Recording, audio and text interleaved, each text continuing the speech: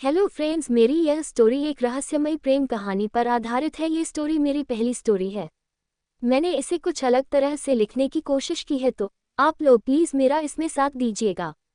मुझे आप लोगों के साथ और सपोर्ट की बहुत ही ज़्यादा ज़रूरत है। तो आइए स्टोरी स्टार्ट करते हैं। एक कमरे में एक लड़की छोटे से बेड पर सिकुड़कर किसी खरगोश के बच्चे की तरह सो रही थी। वह लड़की दिखने में बिल्कुल किसी स्नो वाइट की तरह गोरी थी। उसकी लंबी लंबी पलकें उसके चेहरे की सुंदरता को और भी बढ़ा रही थी। उसके काले घने लंबे बाल खुले हुए थे, जो कि बेड पर बिखरे हुए थे। उस लड़की के चेहरे पर हल्की सी खुशी दिखाई दे रही थी, जिससे ये पता चल रहा था कि वह कोई बहुत ही अच्छा सपना देख रही हो, जिस कारण उसके चेहरे पर एक अलग ही चमक इस वक्त दिख रही थी। सुबह सुबह अचानक पानी मुंह पर फेंके जाने के साथ उस लड़की की नींद खुली। जैसे ही वह लड़की धीरे से अपनी आंखें खोली तो सामने उसके चाचा की बेटी शनाया खड़ी थी। यह उसका रोज का काम था। वह हमेशा उस लड़की को इसी तरह आकर जगाती थी। चल उठ जा सिया महारानी, घर का सारा काम कौन करेगा?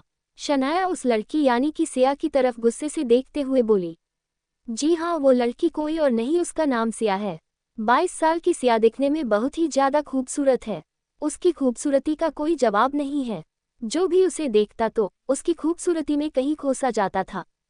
सिया धीरे से उठी। उसे अभी अपने पूरे शरीर में बहुत थकान महसूस हो रहा था, क्योंकि कल रात सारा काम खत्म करने के बाद आधी रात तक जगकर उसने अपनी पढ़ाई पूरी की थी। सिया पढ़ाई में भी बहुत अच्छी है।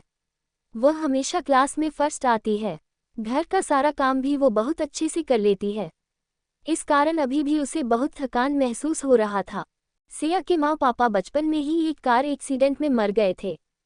इस कारण सिया तब से अपने चाचा चाची के साथ रहती है। उसके चाचा चाची अहमदाबाद में रहते हैं। सिया, जो कि पहले अपने माँ पापा के साथ शिमला में रहती थी, वह अब उनके जाने के बाद अपने चाचा चाची के साथ अहमदाबाद में रहने लगी थी।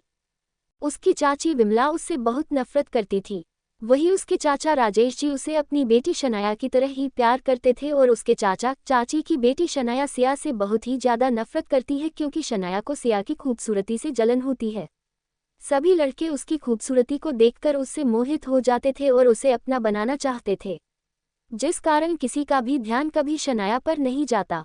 इसलिए शनाया को सिया से बहुत ही ज़्यादा जलन महसूस होती थी और वह उसे परेशान करने का एक भी मौका नहीं छोड़ती थी।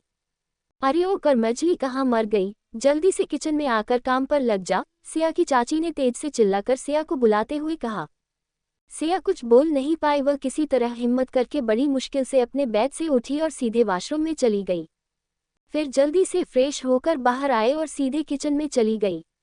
उसकी आंखों से एक बूंद आंसू निकलकर उसके गालों पर आ गए, जिसे उसने तुरंत अपने एक हाथ से साफ कर लिया। सिया अब हिम्मत बनाकर सारा काम करने लगी। उसके पूरे शरीर में दर्द हो रहा था, लेकिन उसके दर्द को समझने वाला कोई नहीं था, जिस कारण उसे अब जीने का भी मन नहीं कर रहा था। उसने धीरे धीरे किचन का सारा काम खत्म किया और फिर घर का सारा काम जल्दी जल्दी निपटाने लगी।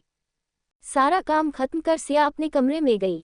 उसे बहुत थकान महसूस हो रहा था, तो वह फिर से अपने बेड पर जाकर लेट गई और थोड़ी ही देर बाद उसे वापस से नींद आ गई। शाम का समय था। बहुत ही अच्छी ठंडी ठंडी हवाएं चल रही थी। ये हवाएं सबके दिल को सुकून पहुंचाने वाली थी। एक लड़की, जो कि दिखने में बहुत ही खूबसूरत थी, उसने व्हाइट कलर के कपड़े पहने हुए थे, जिसमें वह और भी ज्यादा खूबसूरत लग रही थी। वह एक पहाड़ के ऊपर खड़ी होकर अपनी दोनों बाहें फैलाए उन बह रही ठंडी हवाओं को खुद में समा लेना चाह रही थी। उसके काले घने लंबे बाल, जो कि खुले हुए थे, वो हवा में उड़ रहे थे। उसके बालों की कुछ लंटें उस लड़की की खूबसूरत चेहरे को ढके हुए थे। वह लड़की अपनी आंखें बंद कर ठंडी हवाओं को महसूस कर रही थी। उसके गुलाब जैसे खूबसूरत होठ, जो कि बालों की लटों के बीच हल्की हल्की दिखाई दे रही थी। उसके होठों पर एक बहुत ही प्यारी स्माइल थी। अचानक उस लड़की का ध्यान नहीं रहा और वह अपनी आंखें बंद किए हाथों को फैलाए हुए आगे बढ़ती रही, जिससे वह पहाड़ के बिल्कुल किनारे पर आ गई। उसका पैर फिसला और वह नीचे गिरने ही वाली थी कि तभी अचानक वहां तूफान की तरह तेज से दौड़ता हुआ एक लड़का आया और वह लड़का उस लड़की के हाथ को अपने हाथों से पकड़ उसे नीचे गिरने से बचा लिया। उस लड़की ने डर से अपनी आंखें बंद कर लिए थे। उसकी बिल्कुल भी हिम्मत नहीं थी आंखें खोलने की। डर के कारण उसकी सांसें भी तेज चल रही थी। तेज हवाओं के चलने के बाद ही उस लड़की के माथे पर डर से पसीने आ गए थे। कुछ देर बाद जब उस लड़की को यह एहसास हुआ कि किसी ने उसका हाथ बहुत ही मजबूती से पकड़कर उसे गिरने से बचा लिया है तो वह लड़की धीरे से अपनी आंखें खोली और अपने सामने खड़े लड़के की तरफ देखी। उस लड़के के चेहरे पर एक अलग ही चमक थी।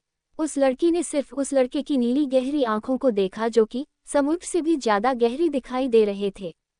उन आंखों को देखकर ऐसा मालूम हो रहा था मानो उस गहरी आंखों में बहुत से राज छुपे हुए हो। अचानक वह लड़का उस लड़की के हाथ को जोर से खींचकर वापस से पहाड़ पर खड़ा कर दिया। जैसे ही उस लड़की ने अपने एक हाथ उस लड़के के चेहरे को छूने के लिए आगे बढ़ाया, उस लड़के की आंखें अचानक पूरी काली होने लगी, जो आंखें अभी कुछ देर पहले समुद्र की तरह नीली दिखाई दे रही थी, वह अब थोड़ी ही देर बाद पूरी काली होने लगी। उस लड़के का शरीर अचानक बर्फ की तरह जमने लगा और उस लड़के का सुंदर रूप भयानक रूप में बदलने लगा। वह लड़की उस लड़के के भयानक रूप को देखकर बहुत ही ज्यादा डरने लगी और डर से कांपने लगी। फिर उस लड़के से दूर जाने लगी, जिस कारण वह लड़की वापस से पीछे की तरफ खिसकने लगी। वह लड़की पहले से ही पहाड़ के किनारे पर खड़ी थी, जिस कारण थोड़ा सा पीछे जाने पर ही वह लड़की पहाड़ से नीचे की तरफ गिरने लगी। फिर एक भयानक चीख के साथ वह लड़की पहाड़ से नीचे की तरफ गिर गई और वह लड़का देखता ही रह गया। आज का ये चैप्टर यही समाप्त होता है। अगर आप सभी को मेरी ये स्टोरी पसंद आ रही है तो आप सब मेरे चैनल को सब्सक्राइब करना ना भूलें। Okay, bye bye.